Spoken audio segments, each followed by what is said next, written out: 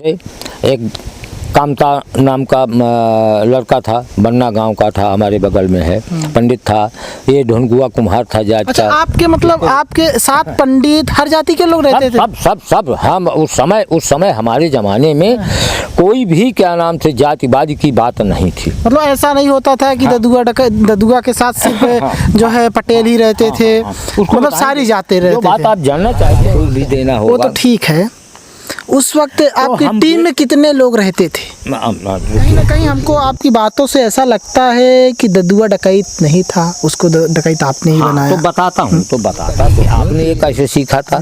तो हम लोग जन्मजात चूंकि लाइसेंस होल्डर थे हमारे घर वाले, बंदूक उठाना चलाना वो करना मुझे अच्छी तरह याद है कि मैं कक्षा 5वीं में पढ़ता था, उस समय से मैंने बंदूक चलाना सीख लिया था। 5वीं से ही? कक्षा 5 भाई साहब की हमने अपने पूर्वजों की कमाई, अपने आजा श्री राम नारायण सिंह, बाबा श्री गौरी शंकर सिंह की कमाई तिजोरी खोल करके हमने उसमें से समथिंग अपने लाइफ में 1 किलो के लगभग सोना बेच डाला।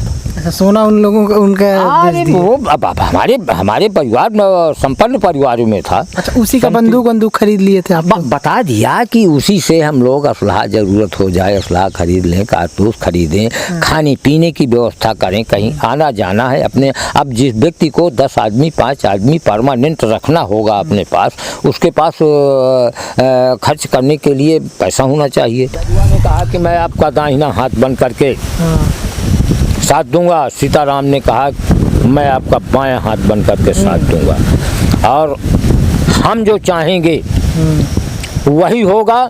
सीताराम तो उस समय आवेश में ये भी बोल गया कि भैया आपका आदेश जितनी देर हो जाएगा उतनी देर हम हवा का रुख बदल देने की भी क्षमता बना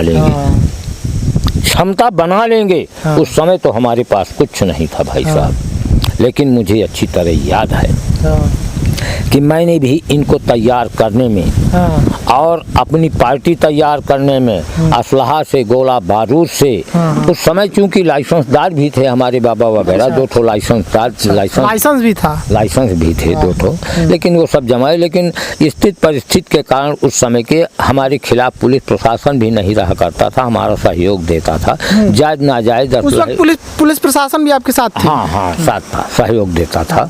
हम लोग उस समय जायज नाजायज असलहे भी रख करके अपनी सुरक्षा के लिए चला करते थे। क्योंकि मोबाइल का उस समय ज़माना नहीं था, हम कहीं आना जाना हुआ 2-4 किलोमीटर नाजायज ही असलहा लेकर के चल देते थे। अब ये कहिए कि नाजायज असलहा, तो जो जिस चीज़ की ख्वाहिश रखता है, इतनी बड़ी दुनिया है कि उसके लिए कोई चीज़ असंभव नहीं है कि वो कहाँ से ना राइफल पा जाए, डबल बैरल ना पा जाए, बंदूक ना पा जाए, गोला बारूद कहाँ से ना पा जाए। कहते जिसको जो जरूरत कौन देता था, कौन देता था, वो खोज लेगा। देखिए, पैसे अगर आपको फेंकना है तो कोई ऐसा कार्य असंभव नहीं है जो कि ना हो जाए। हो सकता है आप ही हमारे परिवार से जुड़े हैं, हमारे रिश्ते से जुड़े हैं, आप किसी अच्छी पोस्ट में हैं, कोई अधिकारी हैं या और बड़े आदमी हैं, आपकी पहुंच कहां से कहां क्या है, किसके द्वारा है। तो आज तो आपके पास पैसा हो तो भाई साहब ये जितनी भी क्या नाम से आर्मरियां हैं, इनमें से ही आप असलहे खरीद सकते हैं। हम नहीं खरीदेंगे, हर लाइसेंस बना करके हम नहीं खरीदेंगे। आज तो अब आधार कार्ड बन जाए, लेकिन उस जमाने में हम लोगों ने ऐसे करिश्मे किए हैं कि फर्जी लाइसेंस आपके ही नाम, हमने आपकी फोटो लगा दिया, पता कुछ दूसरा दे दिया, आपके ही नाम से हमने आर्मरी से असला खरीद लिया। अच्छा, मतलब आप लोग इस तरह से भी कर लेते थे? क्यों नहीं मतलब जो फर्जी लाइसेंस फर्जी भी मिल जाता था। आएंगे क्यों, कहाँ से आएंगे हैं? इस तरह से क्या नाम से ऐसे भी कार्य कर लेते थे। किसी ने कोई हमसे भी आगे बढ़ चढ़ के थे, उन्होंने कर लिया है। अब उनका मान लीजिए राज कहीं से ओपन हो गया है तो हमें पता लग गया तो उनसे हम खरीदे लेते हैं। इस तरह से हमने आपको बता दें भाई साहब कि हमने अपने पूर्वजों की कमाई, अपने आजा श्री राम नारायण सिंह, बाबा श्री गौरी शंकर सिंह की कमाई तिजोरी खोल करके हमने उसमें से समथिंग अपने लाइफ में 1 किलो के लगभग सोना बेच डाला।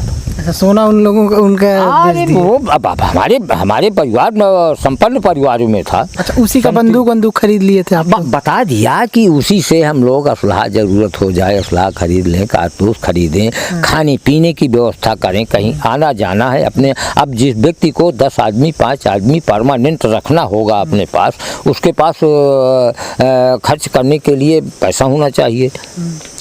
अन्य लोगों को ग्रीप करने के लिए, उनको आगोश में लेने के लिए, उनको अपने मर्जी के मुताबिक चलाने के लिए, उनको अपना साथी बनाए रखने के लिए उनको खिलाना पिलाना होगा, कपड़े लत्ते भी उनको बनवाना होगा। अच्छा, ये बताइए, कारतूस भी देना होगा। वो तो ठीक है। उस वक्त आपकी टीम में कितने लोग रहते थे? रुकिए जरा एक मिनट। तो हम लोगों का भाई ये कि उस समय था कि किस तरह से हम स्टैंड हो जाएं, कि अपने विपक्षियों से लड़ने के लिए तैयार हो जाएं। तो हमारा ध्यान है भाई साहब कि हम सन 74 के लगभग तक 70 से इस विद्यालय में नहीं छोड़ा। सर्वप्रथम ददुआ और सीताराम मुझे मिले, फिर हमने और अन्य साथी तैयार किए। जैसे कंठीपुर केशन पहलवान था, कंठीपुर सूरजपाल पहलवान था, राजा रगौली था, सीमन इटौरा था। ये लोग बागी थे, राजा रगौली वगैरह, सीमन इटौरा वगैरह, उपाध्याय, ये सब बागी थे। इनको मैंने सबको चेला बनाया। जैसे एक कामता नाम का लड़का था, बन्ना गांव का था, हमारे बगल में है, पंडित था। ये ढोनगुआ कुम्हार था जाट अच्छा, का। आपके मतलब आपके साथ पंडित हर जाति के लोग रहते थे? सब हम उस समय हमारे ज़माने में कोई भी क्या नाम से जातिवादी की बात नहीं थी। मतलब ऐसा नहीं होता था कि ददुआ के साथ सिर्फ जो है पटेल ही रहते थे, मतलब सारी जाते रहते थे। जो बात आप जानना चाहते हैं उसको हम बताएंगे। तो हमारे अंदर कोई ऐसी बात नहीं थी कि कोई जातिवाद की भावना उस समय रही हो। क्या पंडितों से सताए हुए लोग नहीं थे? हाँ, तो जो सताए होंगे दादू दादा से, वो हमारे पास आएंगे। बिल्कुल बिल्कुल बिल्कुल। तो हमारे जमाने में उस समय मान करके चलिए कि सभी जात के लोग, हरिजन जात के भी रहे, कुम्हार जात का भी रहा, पंडित जात के भी रहे, ठाकुर जात के भी रहे, हम लोग पटेल रहे ही। तो उस समय हमारी स्टार्टिंग जो होती है, तो मान करके चलिए कि सन 70-71 से सर्वप्रथम मैंने सीताराम ददुआ को और लोगों को बुला करके यहाँ अखाड़ा खोदा सामने इस बगीचे में। यहाँ यही सामने ये? हाँ, इस बगीचे में। दिखा दो, पास में ही बगीचा है। अब तो बगीचा काफी दूर है, लेकिन यही बगीचा है। कुश्ती यही होता था, कुश्ती वगैरह? हाँ, यहाँ पर कुश्ती लड़ाया करता था। आजू बाजू के और लड़के आया करते थे हमारे साथ कुश्ती, मैं कुश्ती लड़ाया करता था। आज मेरा स्वास्थ्य, इसीलिए गुरु कहलाते थे आप? हाँ, बस कुश्ती लड़ाते थे इसीलिए गुरु बन गए थे आप? कुश्ती नहीं, बंदूक भी चलाना सिखाया, राइफल चलाना सिखाया, गोली चलाना सिखाया, निशानेबाजी सिखाया। आप ये कहिए कि आप कहाँ से जानते रहे? तो हम लोग जन्मजात लाइसेंसधारी रहे। कहीं ना कहीं हमको आपकी बातों से ऐसा लगता है कि ददुआ डकैत नहीं था, उसको डकैत आपने ही बनाया। तो बताता हूँ कि आपका जो पूछने का लक्ष्य है उसको बताता हूँ। तो ये मान करके चलिए कि ददुआ को हम हर तरह से सक्षम बनाया। गोली बारूद का प्रयोग करना, भाई अब साथ में लेंगे तो वो लोग अनभिज्ञ हैं, तो कैसे उनको, आप ये कहिए कि आपने ये कैसे सीखा था?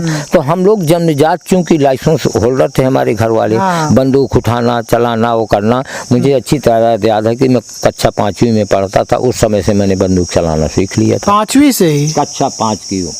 दर्शकों सोच सकते हैं कि जिस समथिंग चूँकि हमारे यहाँ से स्कूल देवकली दूर था। कक्षा 5 में आप कितने साल के थे उस वक्त? लगभग 10 साल के।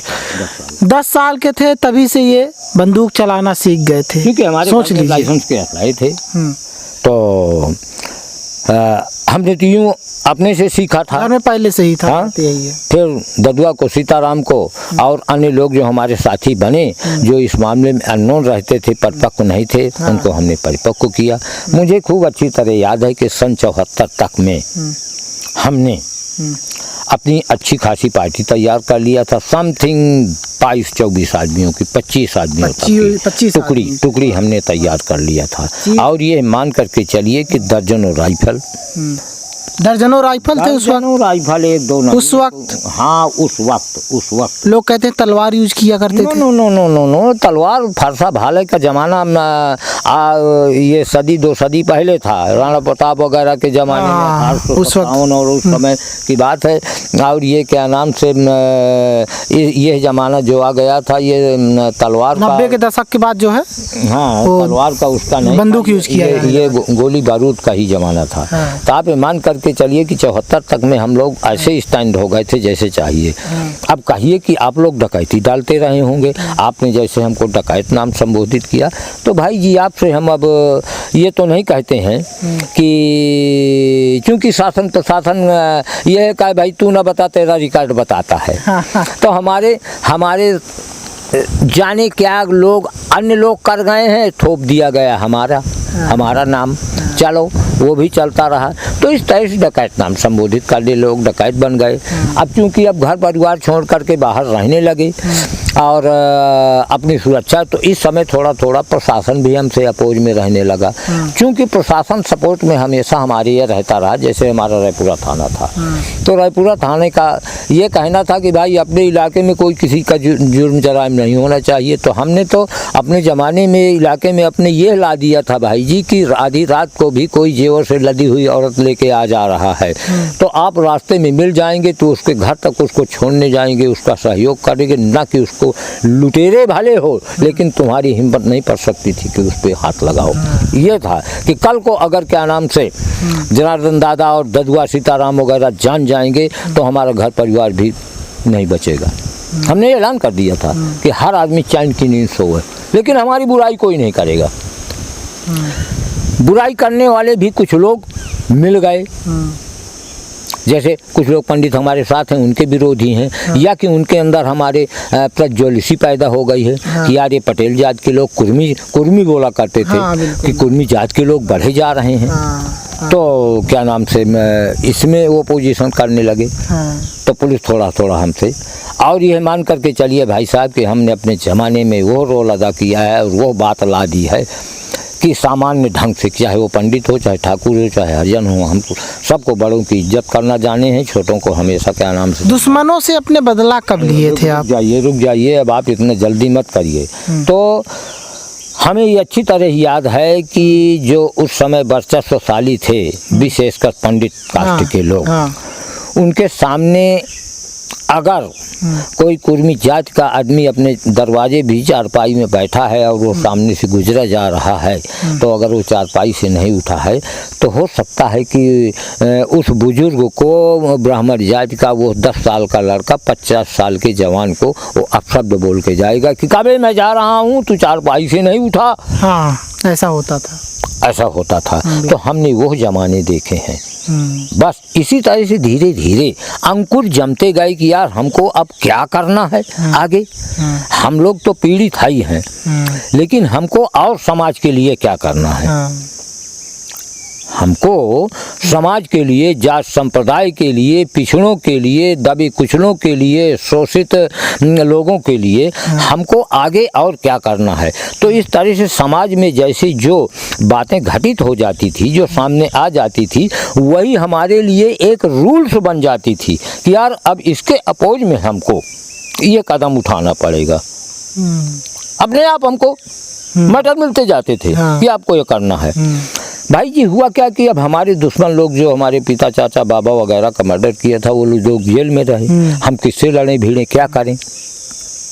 इसी समय 26 अगस्त 74 को स्वर्गीय नाथूराम चंदेल, संकट मोचन इंटर कॉलेज बचरन, पहाड़ी थाना अंतर्गत है, चित्रकूट जनपद के अंतर्गत ही है। वहाँ के उस कॉलेज के संस्थापक स्वर्गीय श्री नाथूराम चंदेल थे। वो रिश्ते में हमारे फूफा थे। वो बड़े ही सामाजिक आदमी थे और राजनैतिक आदमी थे, पढ़े लिखे थे ही। ये मान करके चलिए कि इतने उदार प्रवृत्ति के थे और इतने समाज को बढ़ावा देने वाले और ऐसे क्या नाम से शैक्षिक लोगों में थे कि उन्होंने अपने लिए कभी कुछ न सोच करके जो भी सोच बनाई है समाज के लिए बनाई है। आपको हम बता दें छोटी सी बात आपने नाम सुना होगा, अब तो वो भी नहीं रह गए, दादा राम सजीवन सिंह सोनेपुर। वो अपने कार्यकाल में 3 बार सांसद रहे, 4 बार विधायक रहे। तो राम सजीवन दादा भी अपना गुरु स्वर्गीय नाथूराम चंदेल को ही मानते रहे हैं। तो आप सांसद विधायक तो आप लोग ही बनवाते थे उस वक्त? रुकिए ये भी बात बताएंगे, ये भी बात बताएंगे। तो ये मान करके चलिए कि चुनाव के ही खुन्नस को लेकर के उस समय चूंकि राधा कृष्ण गोस्वामी 3 विभाग के मिनिस्टर थे, उनका चुनाव में स्वर्गीय नाथूराम चंदेल ने विरोध किया। क्योंकि स्वर्गीय नाथूराम चंदेल ये CPI के सपोर्टर थे, कम्युनिस्ट पार्टी से। फिर कम्युनिस्ट पार्टी का ही रूप बदला BSP। तो क्या नाम से सपोर्टर थे, तो राधा कृष्ण गोस्वामी का विरोध किया। राधा कृष्ण गोस्वामी ने खुन्नस में आकर के 26 अगस्त 74 को स्वर्गीय नाथूराम चंदेल का मर्डर करा दिया। अच्छा। चूँकि नाथूराम चंदेल हमारे रिश्ते में फूफा थे और हमारे गुरु भी थे, हमें उन्होंने पढ़ाया भी था, पढ़ाया लिखाया भी था। और हमें जो कुछ भी मिला है, स्वाभिमान अपना बचाए रखना, स्वाभिमान पे अगर कोई धब्बा दे रहा है उसके खिलाफ लड़ जाना, और किसके क्या कैसे आपको व्यवहार करना है। तो हमारी शिक्षण कार्य के अलावा वो हमारे एक तरह से सोशल गुरु भी थे। अच्छा। नाथूराम चंदेल में ऐसे कुछ गुण थे कि भाई साहब आपको बता दें, ऐसा वर्चस्वशाली, ऐसा तेजस्वी पुरुष आपको देखने में नहीं आएगा। अब मेरे पास इस समय उनका फोटो भी सुलभ नहीं है, मोबाइल में पड़ी थी तो मोबाइल ही खो गया, नहीं आपको दिखाता। आप भले ही कहाँ से कैसे भी हों, अपने आप के कितने बड़े भी वर्चस्वशाली हों, लेकिन मेरी तो अपनी ये सोच थी कि जिस समय स्वर्गीय नाथूराम चंदेल जी कहीं किसी मीटिंग, किसी सभा और किसी कार्यक्रम में कहीं भी वो जितनी देर पहुंचते थे तो लोगों के एकदम कान जैसे खड़े हो जाते थे, नज़रें जैसे झुक जाती थी कि किसी के सामने चंदेल जी के सामने किसी की नज़र नहीं उठा करती थी कि वो नज़र मिला करके बात करे। यानी इतने पाक साफ लोग थे। अच्छा। इतने वो क्या नाम से तेजस्वी थे। उस जमाने में भाई साहब उनके कुल पैतृक जमीन 11 बीघा रही होगी। 11 बीघा जमीन के अलावा आज भी उनके 2 लड़के 2 लड़कियां रही ना होगी। अब इधर वो नहीं रह गए हैं। कॉलेज का मैनेजर उनका लड़का राजकुमार करके है, एक राजनारायण बड़ा है, तो राजकुमार डिग्री कॉलेज है। डिग्री का इंटर कॉलेज है, डिग्री कॉलेज, इंटर कॉलेज। हाँ, डिग्री कॉलेज की चंदेल जी की सोच थी कि मैं डिग्री का, लेकिन अब उनको कच्ची उम्र में ही 1927 उसका जन्म था और 1974 में उनका मर्डर हो गया। इतने अंतराल में कितनी उम्र हो गई होगी बताइए, समथिंग 50 के अंदर। तो उनका मर्डर कर दिया गया। वो अपनी तमन्नाएं पूरी नहीं कर पाए और ज्वेलसी बस कुछ इसी तरह के आतताई लोग, दादू दादा और भाई मिनिस्टर का हाथ रहा। तो उस समय भाई जी आपको बता दें कि उस समय का भी एक बागी था। जैसे हम लोगों को आप डकैत कह देते हैं, तो हम लोग डकैत कहलाना अपने लिए नागवार तो मानते हैं, लेकिन लोग बागी थे। हाँ, तो हम लोग बागी रहे, हमको लोग डकैत नाम भी संबोधित कर। लेकिन अब ठीक है भाई, जो जिसकी मर्जी है अपना बोल रहा है, लेकिन हम तो जानते हैं कि हमने कितनी डकैती डाला, कितने किसके मर्डर किया, क्या किया। तो भाई अब मजबूरी में हो सकता है कि कहीं ना कहीं कुछ किया भी गया हो। पाक साफ तो नहीं है इतने हम कोई, लेकिन हमारा कोई पेशा नहीं था। अच्छा, हम आपसे ये पूछना चाहते हैं। अब सवाल हमारी बारी है, आप बोल रहे हैं। उस समय चूंकि एक बागी और था, राजेंद्र गोसाई। वो गोसाईपुर का रहने वाला, बचरन के ही बगल के गांव का था। उसके पिता वगैरह भी अपने आप को वर्चस्वशाली समझते थे। नथूराम गोसाई नाम था राजेंद्र के पिता का। तो चूंकि चंदेल जी अपने आप में एक अलग छवि वाले व्यक्ति थे, वो किसी की दादागिरी और वो कभी तो बर्दाश्त नहीं करते थे। साफ रास्ता चलना है, अच्छे कार्यों के लिए लोगों को सलाह देना है, तो जो लोग क्या नाम से समाज के विरोधी हैं और समाज में अपना तीन तिकड़म करने वाले हैं, वो लोग विरोध मानेंगे ही। तो उस समय राजेंद्र गोसाई को क्या नाम से राधा कृष्ण गोस्वामी जो 3 विभाग के मिनिस्टर थे कांग्रेस के, उन्होंने उसका सहयोग किया और राधा कृष्ण गोस्वामी के इशारे में राजेंद्र गोसाई ने और बचरन गांव का एक रुद्रा नाम का पंडित था, एक वहीं सिकरिया गांव का पंडित कॉलेज में चपरासगिरी करता था। तो इन लोगों ने सब ने एक गुट बना करके और बाहरी लोगों को कुछ मिला करके चंदेल जी का मर्डर करा दिया। वो जो कॉलेज में नौकरी करता चपरासी था, उसकी साजिश से कहा जाता है कि उसने पॉइजन दे दिया था। वो सो गए मास्टर साहब और लोग आकर के कूद के बाउंड्री के अंदर उनका मर्डर कर दिया। कुछ लोगों का कहना है कि उनको दबोच करके पकड़ के ले गए, लेकिन उसका चपरासी का हाथ था। चपरासी भी कॉलेज में मारा गया। आप कहो कैसे मारा गया? बाद में वो भी मारा गया। रुकिए तो बताता तो हूँ। तो आपको ये बता दें भाई जी कि हम जब चंदेल जी की डेड बॉडी के सामने पहुंचते हैं तो डेड बॉडी के कफन दफन के लिए फिर हम लोग नहीं इंतजार किया, हमको सीधे उनके पैर